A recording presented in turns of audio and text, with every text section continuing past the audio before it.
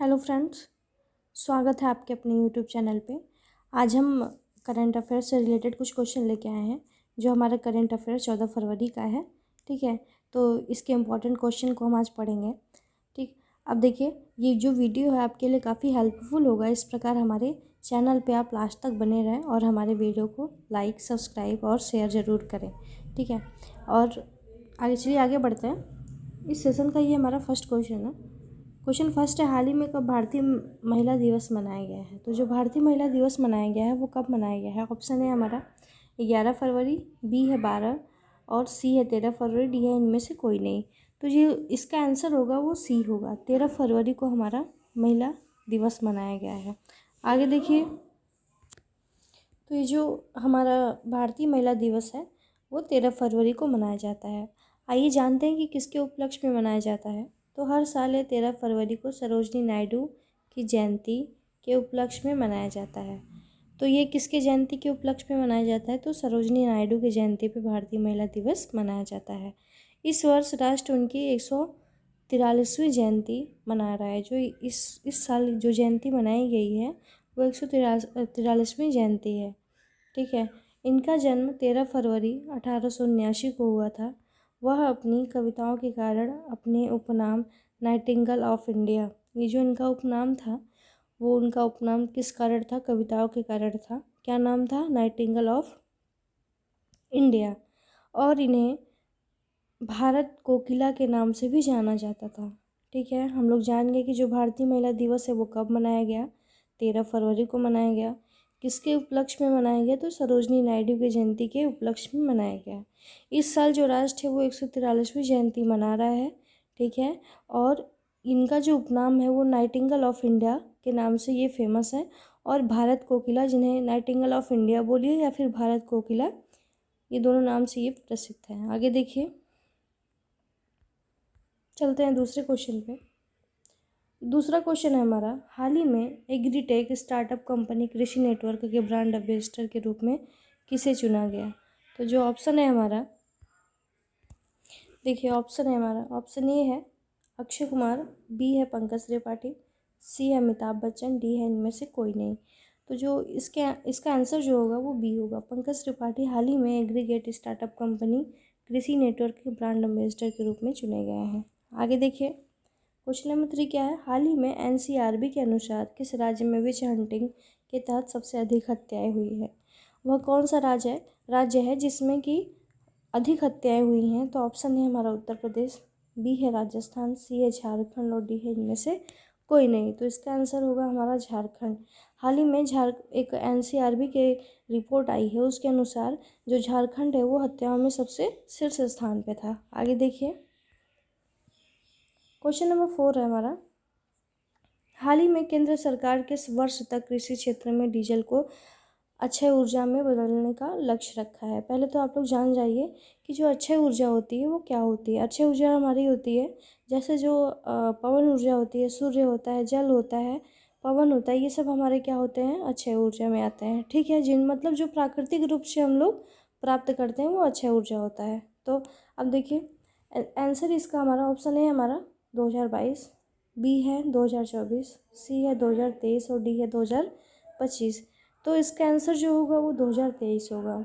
ठीक, अब आइए इसके बारे में थोड़ा जानते हैं। 20 अगस्त को देश भर में भारतीय अक्षय ऊर्जा दिवस कब मनाई जाती है? तो 20 अगस्त को अक्षय ऊर्जा दिवस मनाई जाती है। ठीक है, अब ऊर्जा के वे प्राकृतिक स्रोत जिनका क्षय नहीं होता है, जो प्राकृतिक स्रोत होते हैं जिनका क्षय नहीं होता, जिनका नवीनीकरण होता है, ठीक है, जो प्रदूषककारी नहीं होते हैं। ठीक है, जैसे फैक्ट्रियों में काम किए जाते हैं तो उससे प्रदूषण निकलते हैं ना, लेकिन जो ये अक्षय ऊर्जा होती है इससे किसी भी प्रकार की हानि नहीं होती। ठीक, तो उन्हें क्या कहते हैं? अक्षय ऊर्जा। अक्षय ऊर्जा के स्रोत क्या होते हैं? देखिए, सूर्य हो गया, जल हो गया, पवन हो गया, ये सब हमारे क्या हैं? अक्षय ऊर्जा के उदाहरण हैं। ओके, आगे देखिए क्वेश्चन 5।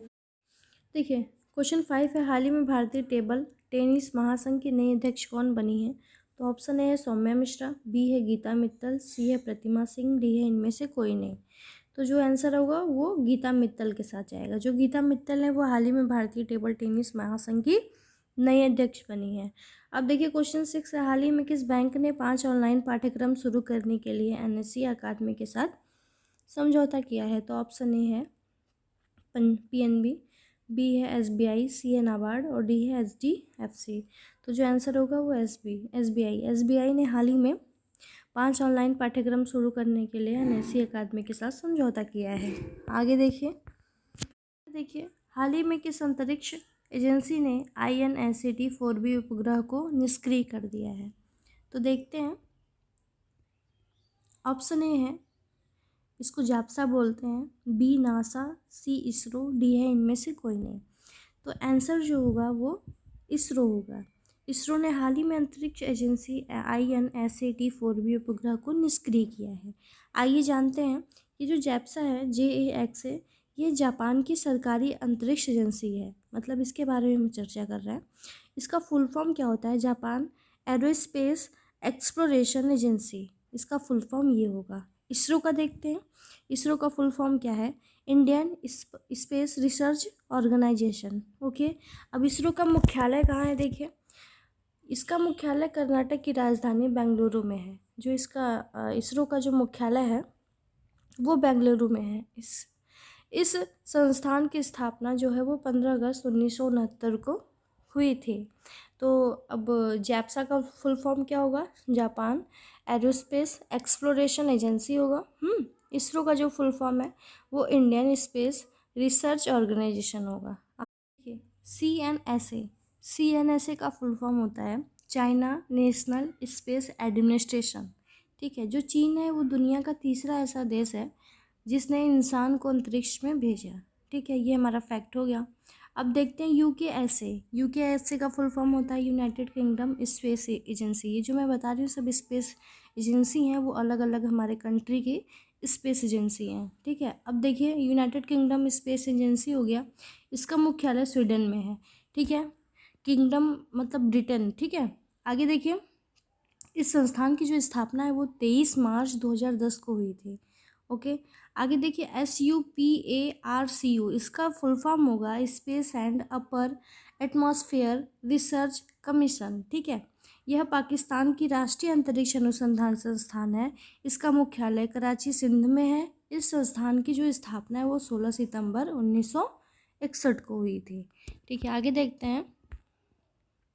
अब देखिए नासा NASA, जो इसका फुल फॉर्म है वो नेशनल एरोनॉस्टिक एंड स्पेस एडमिनिस्ट्रेशन।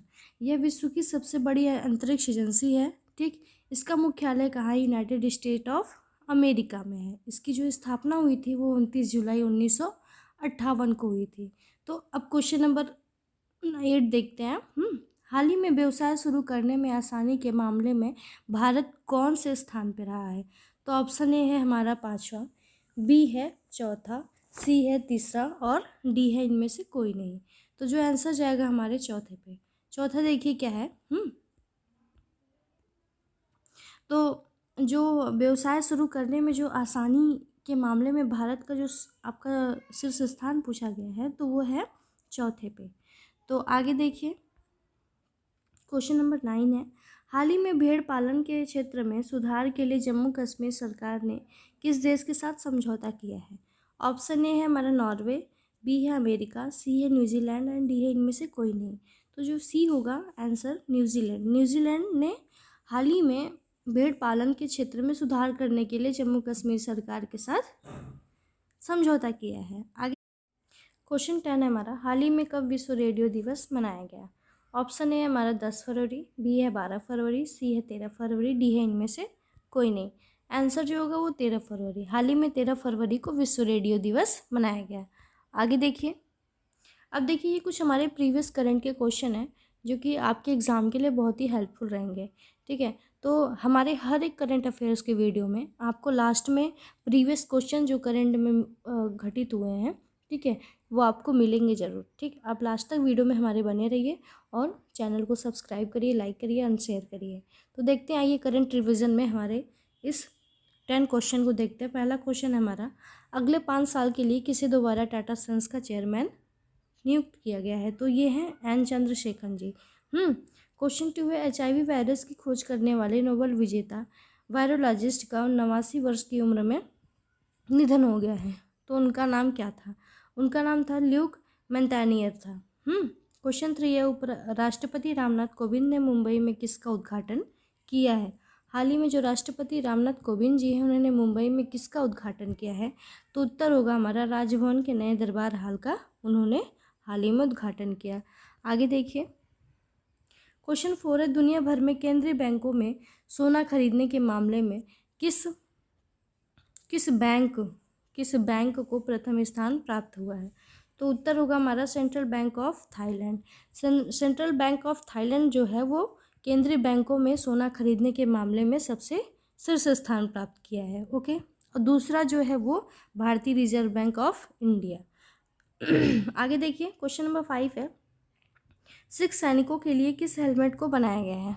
तो जो सिख सैनिकों के लिए जो हेलमेट बनाया गया है वो कॉम्बैट हेलमेट का नाम है। ठीक है, क्वेश्चन 6 हमारा, जापान के प्रधानमंत्री फुमियो किशिदा इस साल किस मीटिंग की मेजबानी करेंगे? क्वाड 2022 की मेजबानी करेंगे जापान के प्रधानमंत्री। क्वेश्चन 7 है, आईपीएल टीम पंजाब किंग्स के बैटिंग कोच ने अपने पद से इस्तीफा दे दिया, उनका नाम क्या था? तो वो थे वासिम जाफ़र। वासिम जाफ़र ने हाल ही में आईपीएल टीम पंजाब किंग्स के बैटिंग कोच से अपना इस्तीफा दे दिया। आगे देखिए, यूजीसी के नए अध्यक्ष के रूप में किसे नियुक्त किया गया? तो यूजीसी के जो नए अध्यक्ष चुने गए हैं वो श्री एम जगदीश कुमार जी हैं। क्वेश्चन 9 है हमारा, कौन दूसरी बार बारबाडोस के प्रधानमंत्री बने हैं? बारबाडोस के जो प्रधानमंत्री बने हैं वो कौन बने हैं? तो मिया मटाली हाल ही में बारबाडोस के नए प्रधानमंत्री दूसरी बार बने हैं। क्वेश्चन 10 है, सुभाष चंद्र बोस आपदा प्रबंधन पुरस्कार 2022 किसे प्रदान किया गया है? तो जो सुभाष चंद्र बोस आपदा प्रबंधन पुरस्कार 2022 है वो किसे दिया गया है? तो उत्तर होगा हमारा गुजरात एवं सिक्किम राज्य आपदा प्रबंधन प्राधिकरण के उपाध्यक्ष विनोद शर्मा को दिया गया है। ओके, प्लीज़ वीडियो मेरी अच्छी लगी तो प्लीज़ लाइक करिए, सब्सक्राइब करिए और अपने दोस्तों में शेयर करिए। Thank you so much.